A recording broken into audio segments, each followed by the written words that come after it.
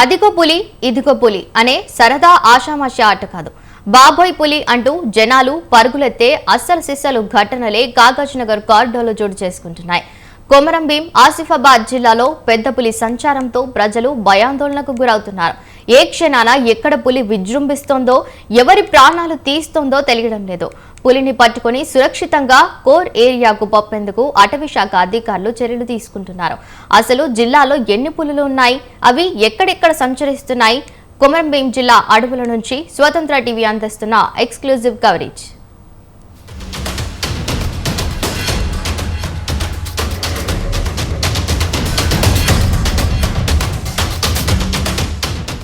కొమరం భీం ఆసిఫాబాద్ జిల్లాలో పుల్ల సంచారం ప్రజలను భయభ్రాంతికి గురిచేస్తుంది.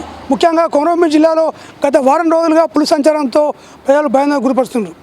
ముఖ్యంగా ఇప్పటికే ఇద్దరిపైన దాడి చేసింది. ఈ పుల్ల ఆచూ కోసం అటవీ శాఖ అధికారులు ఒక పక్క డ్రోన్ కెమెరాలు, మరో పక్క ట్రాకర్స్తో కూడా సెర్చ్ చేస్తున్న పరిస్థితి. అసలు కొమరం భీం ఆసిఫాబాద్ జిల్లాలో ఎన్ని పుళ్ళు ఉన్నాయి, వాటి కోసం అధికారులు చర్యలు తీసుకుంటారు. స్వతంత్ర టీవీ స్పెషల్ స్టోరీ.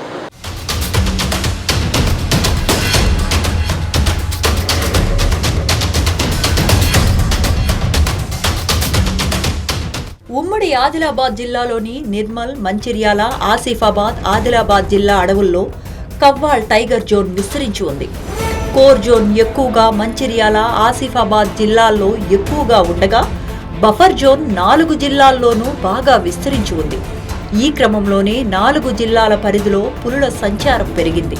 మహారాష్ట్రకు సంబంధించి కొమరం భీం ఆసిఫాబాద్ జిల్లాను ఆనుకొని ఉన్న చంద్రపూర్ జిల్లాలోని తడోబా అంధేరి టైగర్ రిజర్వ్, ఆదిలాబాద్ జిల్లాను ఆనుకొని ఉన్న మహారాష్ట్రలోని యవత్మాల్ జిల్లాలో ఉన్న తిప్పేశ్వర్ టైగర్ రిజర్వ్తో ఆదిలాబాద్ జిల్లాలోని టైగర్ రిజర్వ్కు అనుసంధానం అయినట్టుగా అటవీ శాఖ అధికారులు భావిస్తున్నారు.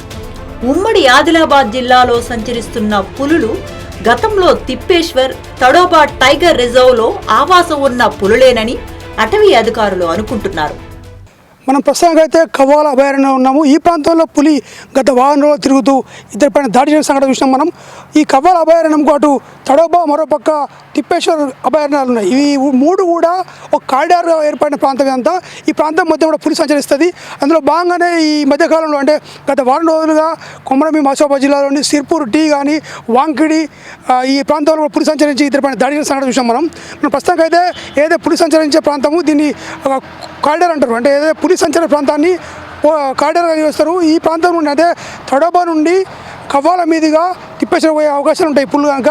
ఈ కారిడార్లో పుల్లు సంచరిస్తే కూడా ఫారెస్ట్ అధికారులు హెచ్చరిస్తారు. ఎప్పుడు కూడా తడోబా ఫారెస్ట్లో వచ్చే పుల్లు, ఇటు తిప్పేశ్వర వచ్చే పుల్లు, కవ్వాల అభయారణ్యంలో పుల్లు మొత్తం కలిసి ఒక 10 వరకు కూడా పుల్లు సంచరిస్తున్నట్టు తెలుస్తుంది. ఇందులో ఆడపుల్లు ఒక 6, మగ పుల్లు 4 అని చెప్పి కూడా అధికారులు దూకేసిన పరిస్థితి కనబడుతుంది.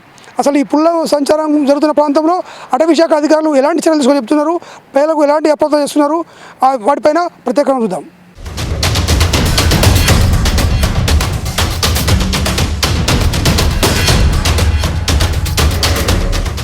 గత కొన్ని రోజులుగా కాగజ్ నగర్ కారిడార్లో పెద్ద పులుల సంచారం పెరిగింది. మహారాష్ట్రలోని తిప్పేశ్వర్, తడోబా అభయారణ్యం నుంచి కాగజ్ నగర్ కారిడార్కు 10ల సంఖ్యలో పులులు వస్తున్నాయి. కవ్వాల్ పరిధిలోని ఆసిఫాబాద్, కాగజ్ నగర్, చెన్నూరు, బెల్లంపల్లి, మంచిర్యాల డివిజన్ల వరకు పులులు సంచరిస్తున్నాయి. తిప్పేశ్వర్ నుంచి ఆదిలాబాద్, నిర్మల్, కుంటాల, బోధ్, ఉట్నూరు, కెరమెరి మండలాల్లోని జోడేఘాట్ అటవీ గ్రామాల వరకు తిరుగుతున్నాయి. పులులు రోడ్డుపైనే నేరుగా వాహనదారులకు కనిపించి బెంబేలెత్తిస్తున్నాయి. కాగజ్ నగర్ డివిజన్లో ఆవాసం ఏర్పాటు చేసుకుంటున్నట్లు సమాచారం.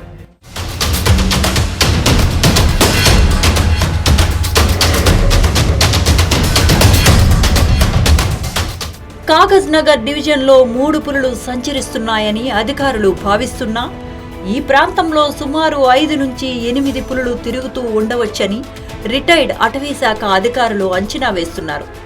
కొమరం భీం జిల్లాలో 2020లో పత్తి చేనులో పనిచేస్తూ ఉండగా విఘ్నేష్ నిర్మల్పై పెద్ద పులి దాడి చేసి హతమార్చింది.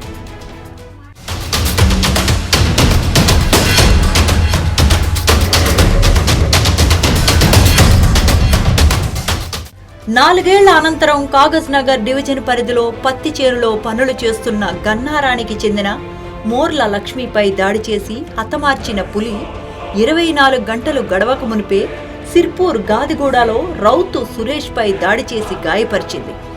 ఈ ఘటనలో పులి దాడికి గాయపడిన వ్యక్తి కుటుంబానికి అటవీశాఖ అధికారులు ఏ సాయం అందించలేదని, అసలు గ్రామం మొహమే చూడలేదని గ్రామస్తులు ఆరోపిస్తున్నారు. తను యథావిధంగా రోజు వెళ్ళినట్టే పొలం పనికి వెళ్ళినప్పుడు వాళ్ళు భార్యాభర్తలు పత్తి ఏరుతూ ఉండే.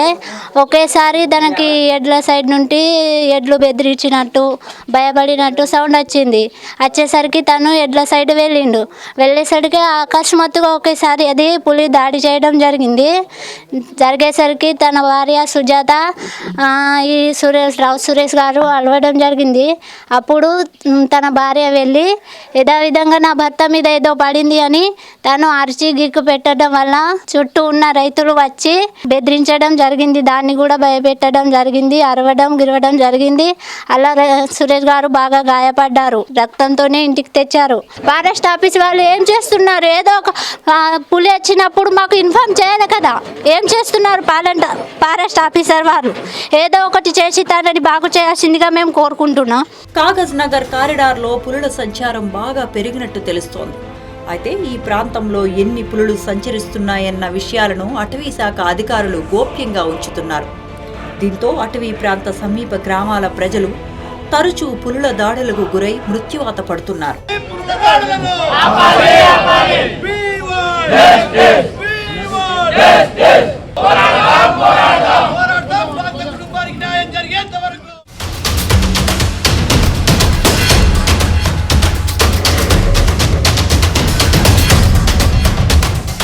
పులుల సంచార సమాచారం ఇవ్వటంలో అటవీశాఖ అధికారులు విఫలమవుతున్నారని, ఇది ప్రమాదాలకు కారణమవుతోందని అటవీ సమీప గ్రామాల ప్రజలు తెలిపారు.